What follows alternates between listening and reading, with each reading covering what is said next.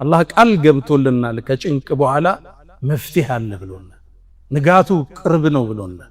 የሰው ልጅ ተስፋ ሲያጣ አካሉ ራሱ ለበሽታ ይጋለጣል።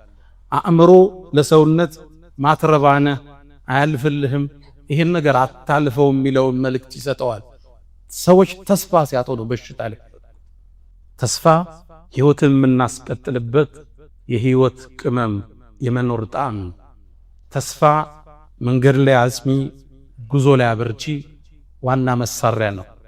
ተስፋ እሱን ለሰነቀ፣ ግብን ላለመ፣ ዓላማን ለተለመ ውድ ገጸ በረከት ነው። ተስፋን የሰነቁ ሰዎች ተራራውን ወጥተው ዳገቱን ተሻግረው ኮረብታውን ቧጥጠው ለስኬት ይበቃሉ።